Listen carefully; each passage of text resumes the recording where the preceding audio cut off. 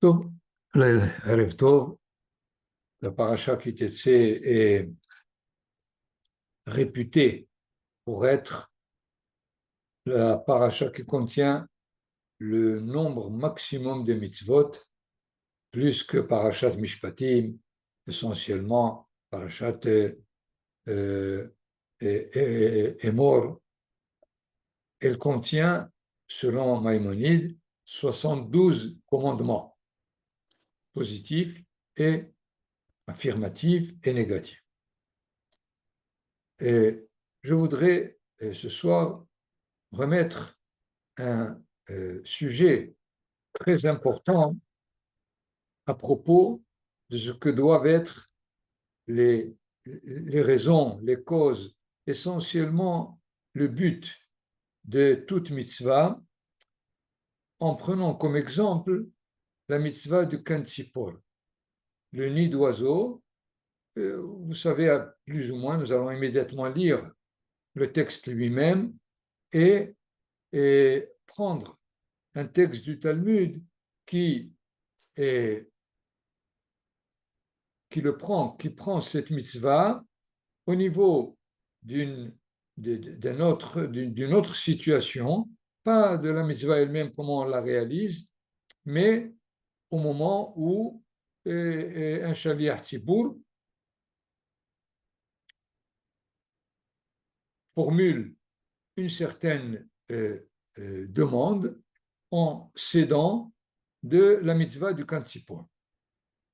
Autour de ça, toute une discussion de la Gemara que nous allons pas à pas prendre ensemble et à travers, je répète, à travers cette mitzvah, dégager ce que sont les mitzvot au niveau de leur but.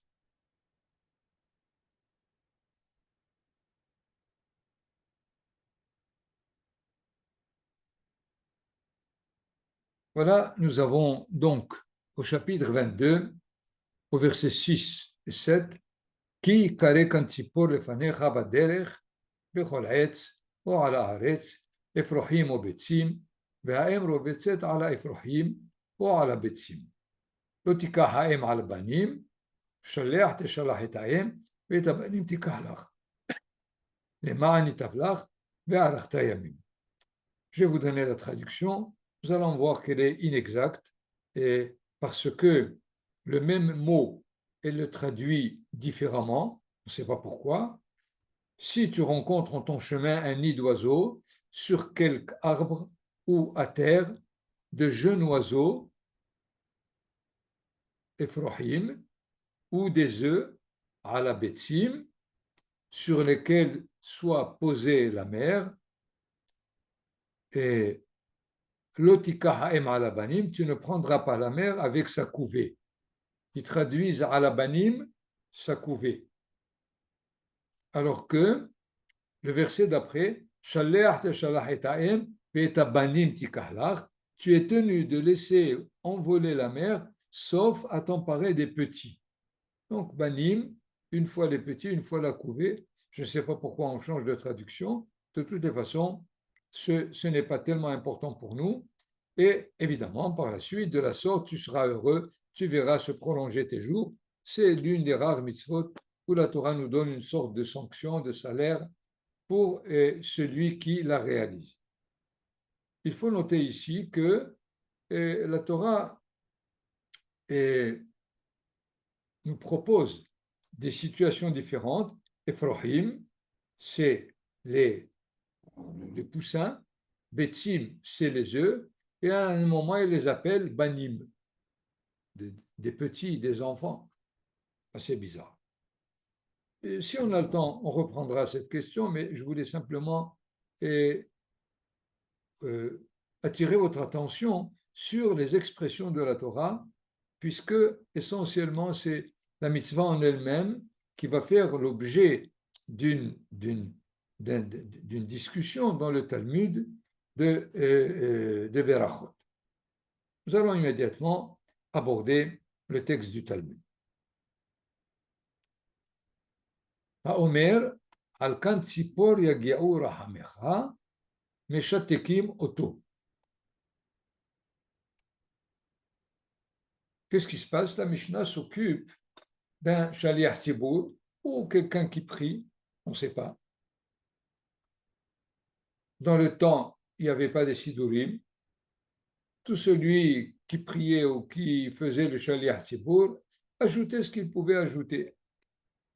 Il y a d'ailleurs quelqu'un dans la Mishnah, je n'ai pas rapporté toute la Mishnah, qui dit Modim, Modim, 2 fois. Pourquoi tu dis Modim, Modim 2 fois? Et la Mishnah nous dit Meshatekim Oto. On le fait taire, on lui dit arrête, mets-toi de côté. C'est tellement grave. C'est la Mishnah, évidemment, la Gemara se préoccupe. Pourquoi on le fait taire? Il y a 2 maîtres du Talmud en Israël qui chacun va nous donner une raison pourquoi on le fait taire. Rabbi Yosef bar Avin et Rabbi Yosef bar Zevida, c'est leur nom. Had Amar, l'un dit, Mipene shemetil kin'a b'maaseh bereshit, parce qu'il introduit, je traduis, une jalousie et entre les créatures de la création tout à fait première. Vehad Amar, mipene she'oseh midotav shel HaKadosh Baruch Hu rahamim, parce que il caractérise les caractéristiques ou les midot, ça veut dire les conduites, la façon de se conduire de HaKadosh Baruch Hu comme simplement miséricorde, ve'enam el gzerot, et ce sont seulement des décrets. Voilà ce que la Gemara nous dit. On a besoin d'une explication évidemment, et nous allons proposer quelques commentateurs, essentiellement Nahmanide, Maïmonide et le Maharal, et encore plus tard le Rav Kook lui-même, qui s'occupe de ces 2 expressions, puisque l'un dit dans son expression Al-Kan Tziporia Geora Hamecha, sur le nid d'oiseau, ta miséricorde est plane ou arrive, et pourquoi on le fait taire? Premier avis, parce qu'il introduit une différence dans les créatures de la création elle-même, et une deuxième opinion, parce qu'il caractérise les façons de conduire le monde de HaKadosh Baruch Hu comme par générosité, alors que ce n'est pas vrai, c'est des décrets. Quelles est finalement les raisons profondes de la Gemara? Qu'est-ce que ça veut dire établir une jalousie, une distance entre les différentes créatures de toute la création? Pourquoi est-ce que les midot de HaKadosh Baruch Hu ne sont pas rahamim? Il est miséricordieux, on appelle rahum vehanun, mais c'est des xérot. Déjà, Nahmanide essaie de comprendre quel est, si on peut dire, le but de la mitzvah. Qu'est-ce que la Torah veut qu'on atteigne en réalisant la mitzvah? Au début, il rapporte l'opinion de Maïmonide dans le guide des Égarés. Vekatav harav amore nevuchim, ki ta'am shilua haken, le fait de renvoyer la mère lorsqu'on veut prendre les petits, et aussi dans une autre mitzvah, Oto ve'et beno lo tishhatu be'yom ehad, qu'il ne faut pas le même jour et tuer, égorger et la mère et le fils. Quelle est la raison? Qu'il ne faut pas que la mère voit son fils s'égorger et ensuite elle-même. Parce que le pressentiment de miséricorde, de tendresse, elle est valable chez les animaux. ואין הפרש בין דאגת האדם לדאגת הבהמות על ביניהם, et il n'y a pas de différence entre les humains et les animaux au niveau de leur pitié, si on peut dire, de leur enfant, de leur progéniture. Et alors, Nahmani dit, Veyoter Nachon, et peut-être plus juste,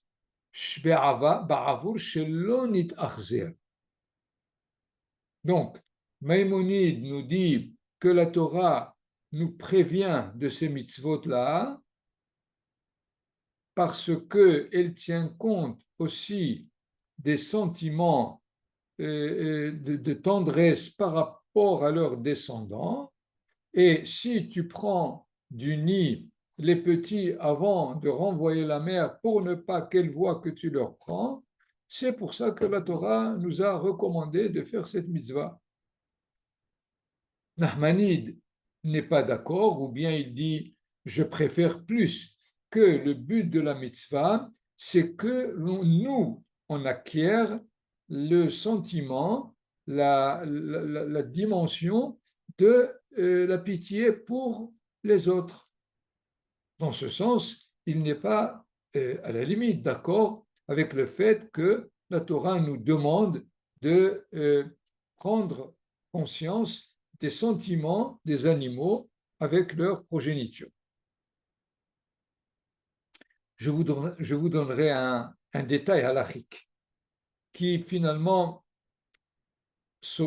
pas s'oppose, mais ne peut pas être expliqué ni par Maïmonide ni par Nahmanide. Ne pas égorger la mère et le petit le même jour. Qu'est-ce que ça veut dire le même jour?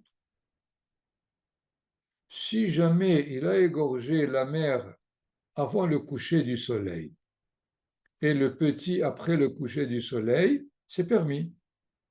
C'est pas le même jour. Avec le coucher du soleil, on rentre dans le jour suivant. Et alors que si il égorge le matin à 8 heures, il ne peut pas l'égorger à midi, 2 heures, 3 heures, tant que le soleil ne s'est pas couché. C'est pas expliqué. Nous le voyons. C'est-à-dire, expliquer la mitzvah au niveau de tous les détails, c'est pas possible.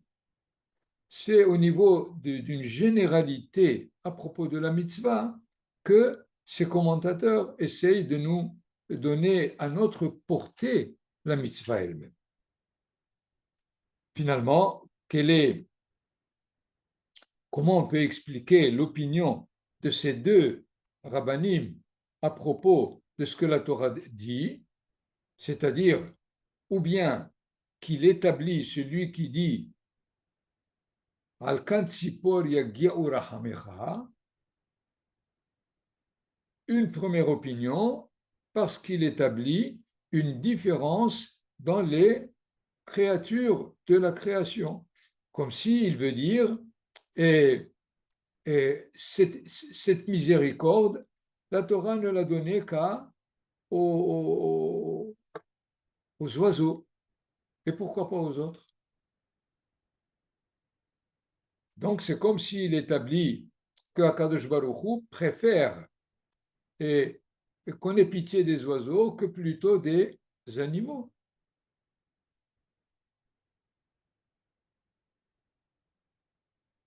Comme dit le Maharal, qui kol ma'asav re'uyim le rahmanout be'inyan echad. S'il est miséricordieux, miséricorde pour tout le monde. Le fait de dire al kantsipor yagi'u rahamecha seulement pour le kantsipor. Ve'im ken, lama richem al ze davka ve'haya ze perud be'hiluk aminim. Comme si Akadosh Baruch Hu, il a des préférences pour les oiseaux et pas pour les animaux. D'où est-ce qu'il a appris ça? Donc c'est une façon erronée de l'exprimer. Chez Yesh, c'est-à-dire dans le fait où Yesh davar bemin ze etzer Hashem itbarach, ma she'eken baminim ha'acherim. Comme s'il mettait en relief la miséricorde que Dieu accorde dans la mitzvah du nid, uniquement pour les volatiles et pas pour les animaux. La deuxième opinion va à l'extrême, c'est-à-dire, quel est le sens? שאין ראוי שיהיו מידות השם יתברך אשר הוא מנהיג עולמו בתמידות על ידי רחמים רק בדין. Il ne faut pas prendre כביכול הקדוש ברוך הוא que toute sa conduite pour ces créatures c'est la pitié, la miséricorde. Pas du tout. Sa conduite elle est de façon juste. Bedin ou bigzera avec un décret. Celui à qui il convient la miséricorde, il le fait. Celui à qui il ne convient pas, il ne le fait pas.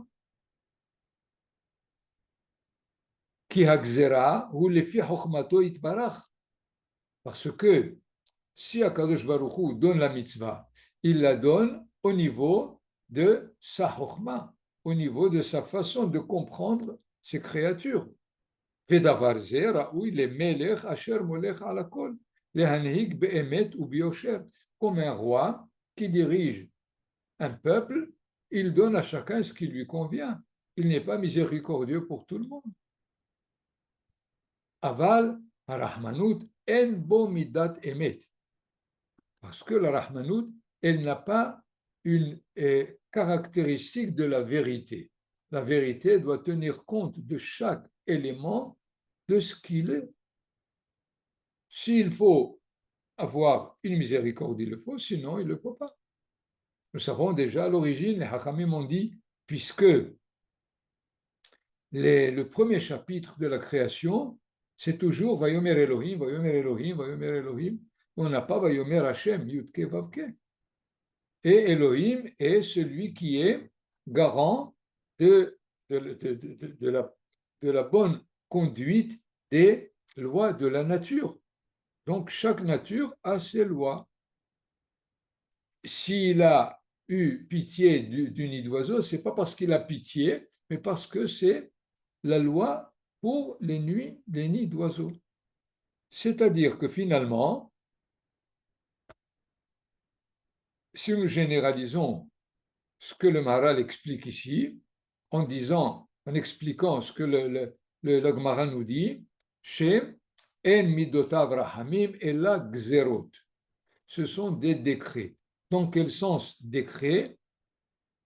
Lorsque j'explique la mitzvah comme celle du nid d'oiseau par rapport à l'homme, qu'il faut qu'il ait pitié ou miséricorde par rapport à ce nid d'oiseau, ou bien que lui-même apprenne la pitié, c'est-à-dire comme si Akadosh Baruch Hu donnait les mitzvot tenant compte de celui qui va les réaliser, mais pas en tant que l'ordre qu'il doit instaurer dans la réalité, dans la créature. Les mitzvot n'ont pas pour origine la bienséance de la créature, mais l'ordre de Akadosh Baruch Hu qu'il veut installer dans son monde. Cela ne veut pas dire qu'Akadosh Baruch Hu ne tient pas compte de la créature, parce que, évidemment, si on arrivait à réaliser toutes les mitzvot, on aura compris que c'est le bonheur par excellence.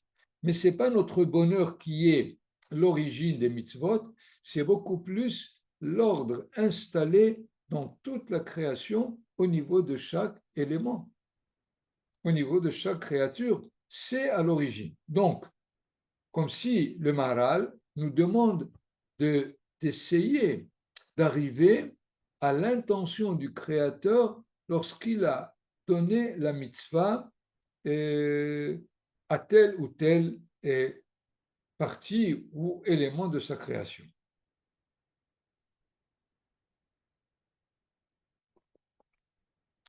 Je crois que nous avons plusieurs fois peut-être essayé de trouver la racine du mot mitzvah. Mitzvah, généralement on dit un commandement, donc c'est un ordre, il faut le réaliser. Okay? Mais le mot mitzvah est aussi relié à un autre mot en hébreu qui est tsevet. Tsevet, c'est une équipe. Quelle est finalement l'image d'une équipe?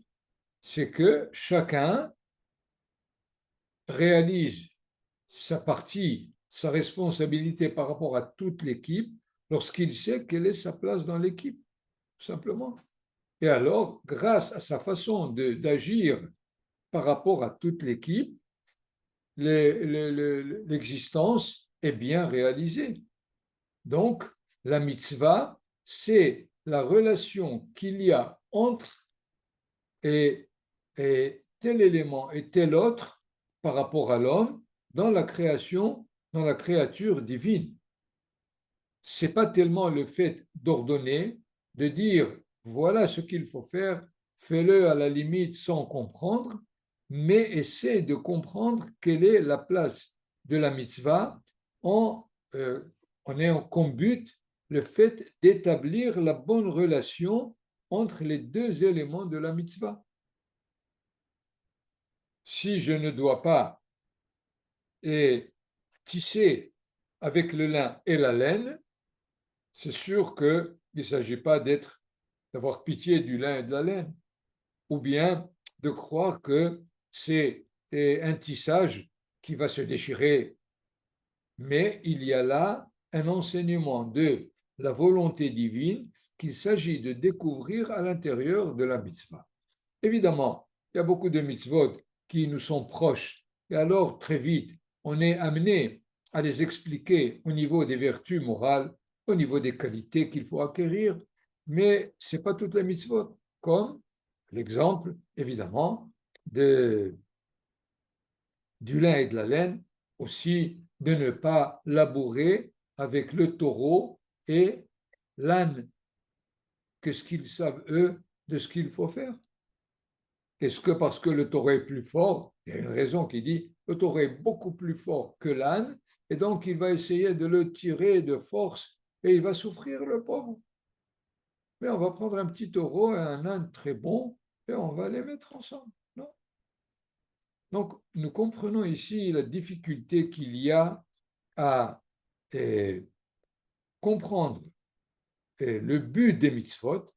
C'est pour cela qu'il y a ceux qui disent je ne veux rien comprendre, je réalise ce que la Torah me dit dans la mitzvah, selon la halakha, et laissez-moi tranquille. Dans ce cas-là, il n'aurait pas atteint ce que Akadosh Baruch Hu a voulu dans cette mitzvah.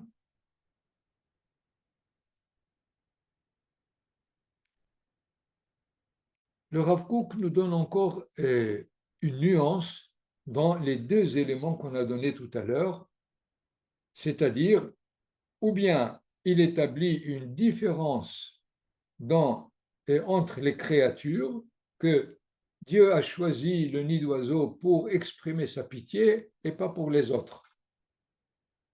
Le Rav Kook nous dit והדעה המוטעית שייתכן לומר שיגיעו רחמי השם יתברך על דבר מיוחד להבדילו לטובה מכל בריותיו מביאה אסון לעולם.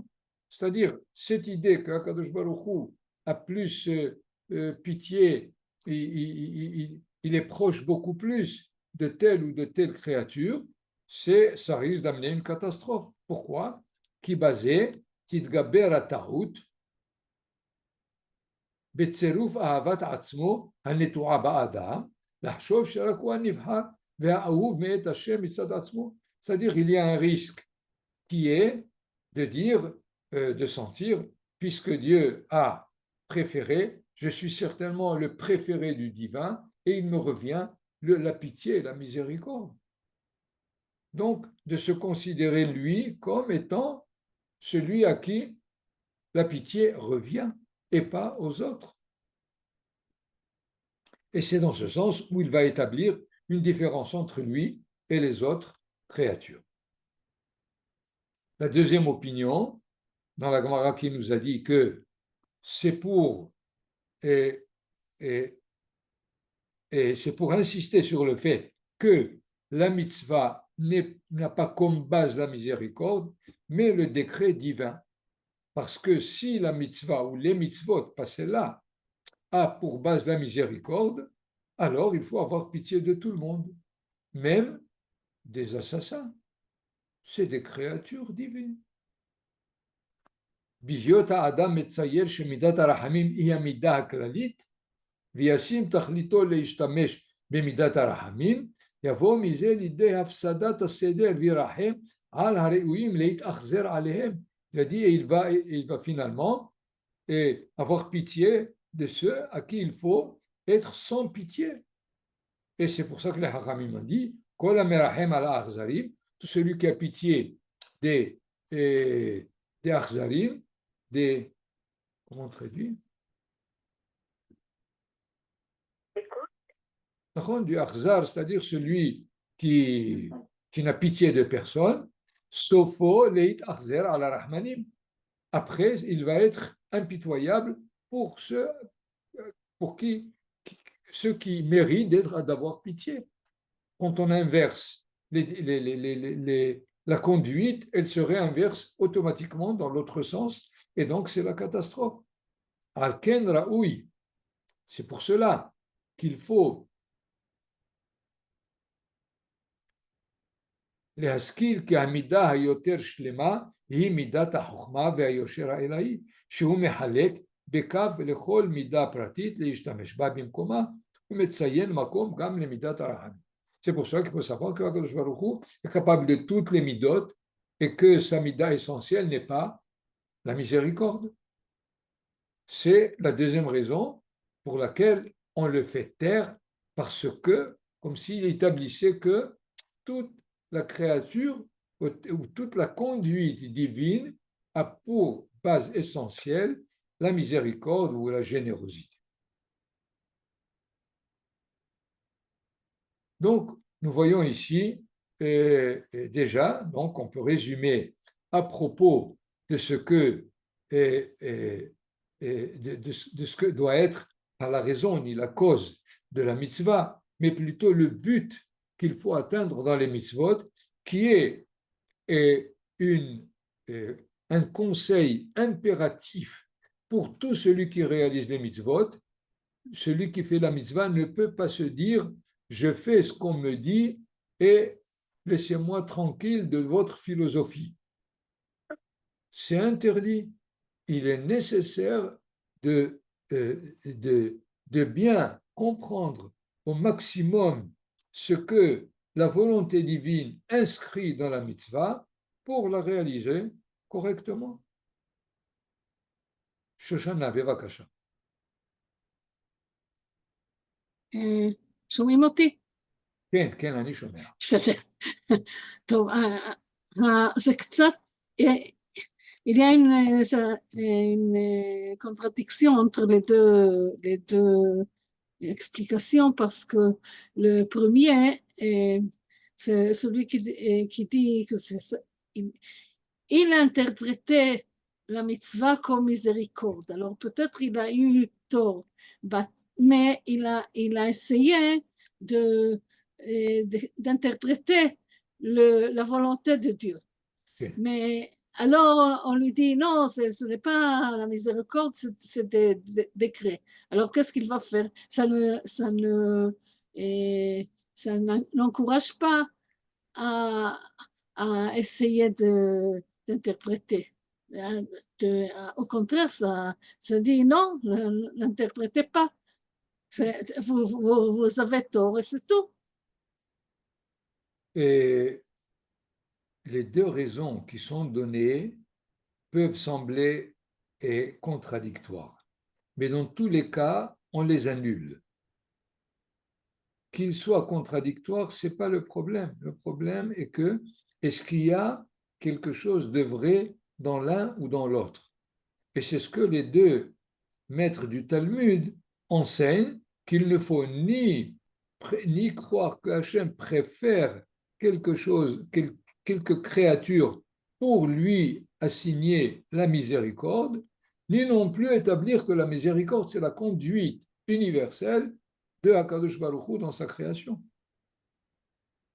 A priori, tu as raison. Et ça semble contradictoire. Et dans ce cas-là, la conclusion, laisse-moi tranquille. Non.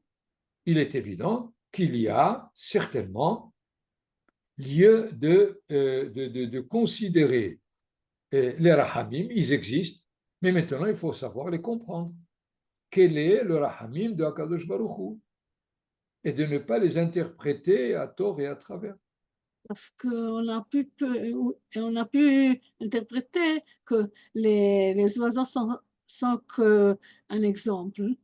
Et ça donne à toute la création. Pourquoi il faut dire que ça rend une jalousie entre les créatures? Ce n'est pas seulement les oiseaux. Bien sûr. Mais dans le cas où on inclut maintenant toute la création dans la générosité, c'est aussi erroné, c'est faux. Parce que Akadosh Baruch Hu mène sa création dans la vérité et pas dans la générosité. La vérité inclut toutes les qualités, toutes les dimensions de la conduite divine. C'est ça ce que Ratza Livro et Taolam Bemidat Adin. Midat Adin, ce n'est pas la dimension de la rigueur, de la stricte. La Midat Adin, c'est la dimension de ce qui doit être réel et vrai. C'est tout. Inclure évidemment la générosité, la miséricorde, mais aussi la vérité. Des fois, la vérité exige de ne pas être miséricordieux par rapport à ces akhzarim, qui, quel mehablim ou autres, qu'il ne s'agit certainement pas de se conduire avec eux par miséricorde, parce que par ailleurs, il est dit, il faut se conduire dans les chemins que Akadosh Baruch Hu et dans lesquels il mène sa création. Nous avons la Gemara immédiatement continue, elle va nous étonner, et il faut maintenant essayer de rattacher la suite, cette Gemara, avec ce qu'on a dit tout à l'heure. Aoud et Nahid Kameh de Rabba. Un Shaliach Tzibour, il était dans le Beth Knesset de Rabba. C'était un Émora. Ve'amar, ata hasta al kan tzipor, ata hus verachem alenu.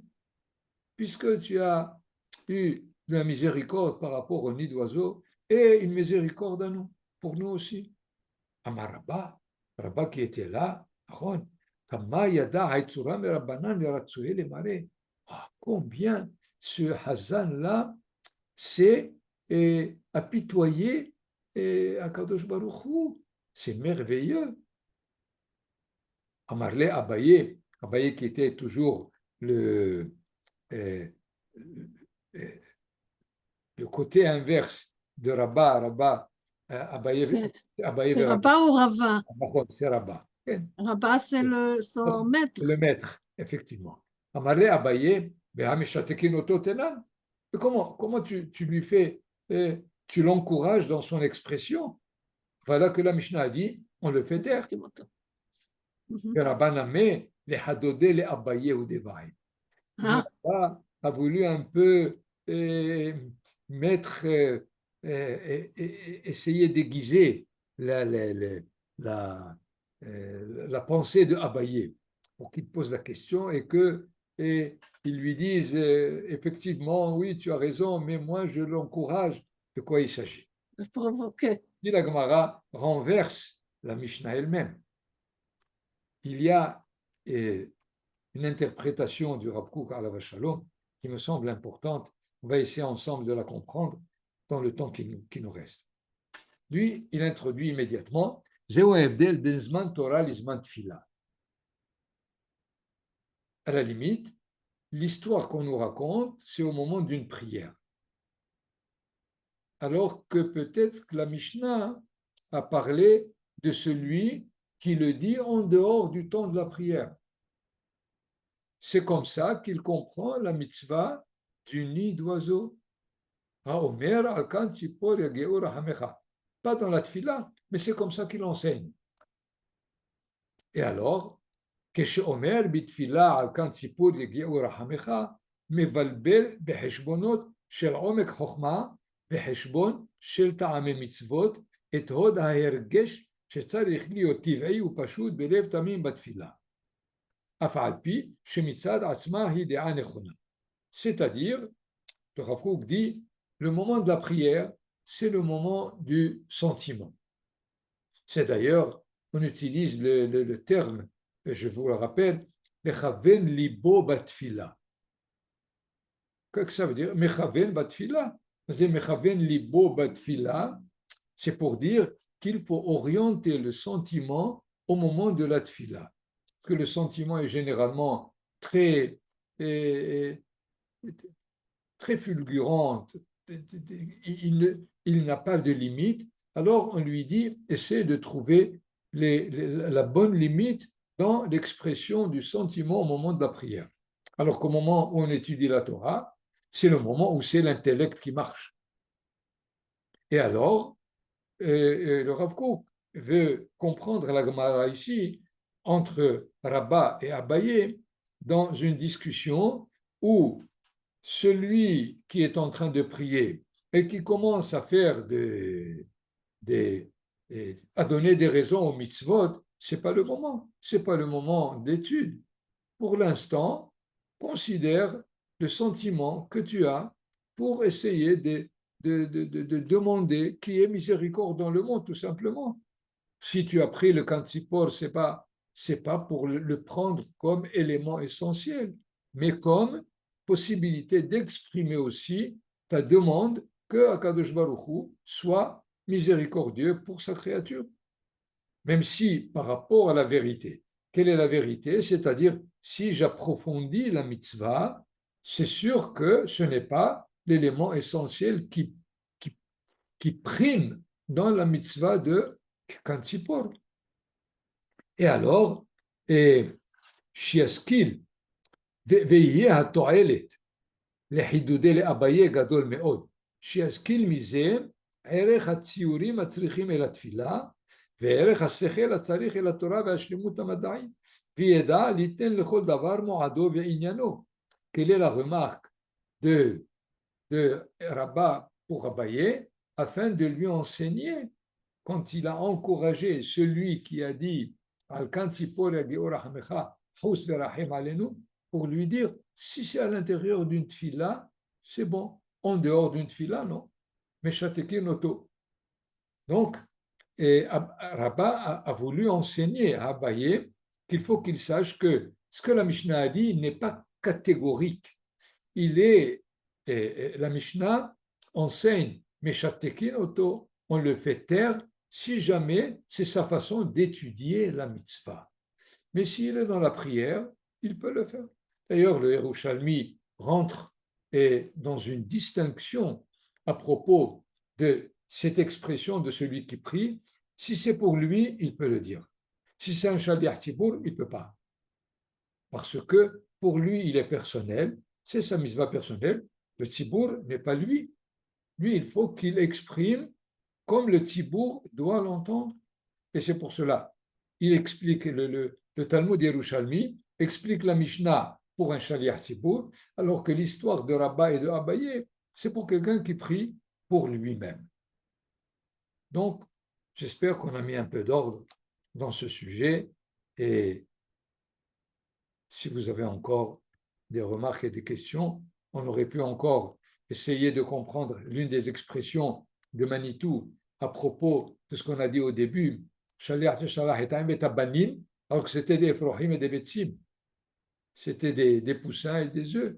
Et il faut renvoyer et prendre les enfants. Ici, on pourrait tirer une leçon d'éducation. Quand la mère est sur les œufs et encore les poussins qui ont besoin d'être couvés, laisse-la. Mais quand ils peuvent déjà voler de leur propre, ça renvoie la mère, parce qu'elle les empêche d'être indépendants, d'être autonomes. Pour cela que la Torah change immédiatement. Retire les enfants de cette emprise de la mère. Donc, La mitzvah est enseignée maintenant au niveau de l'humain. Elle dépasse le camp de Tzipor. Le Zohar, je vous livre simplement l'enseignement sans y rentrer. Il dit qu'est-ce que c'est Betzim, Ephrohim, Banim. C'est les trois termes qui sont dans la Torah. Betzim, c'est ceux qui savent que le Humash. Ephrohim, c'est ceux qui étudient le Talmud. Banim, c'est ceux qui étudient la Kabbale. Voilà donc ce que, en tout cas, est les niveaux d'études, comme vous le voyez, c'est ce que j'ai essayé. Il y a des niveaux d'études de Maïmonide, de Nahmanide, du Maharal, et évidemment, plus tard, dans le sens de l'éducation et dans le sens même d'étudier tout le verset, toute la mitzvah, au niveau de l'attitude que l'homme qui étudie a pour la Torah. Est-ce que il se suffit du Tanakh, ou bien il recherche le Talmud au niveau de la réalisation, ou bien il recherche le fond exact de la mitzvah à travers le monde, évidemment, de la Kabbalah, qui lui s'occupe de la profondeur de la mitzvah. Je voulais dire quelque chose.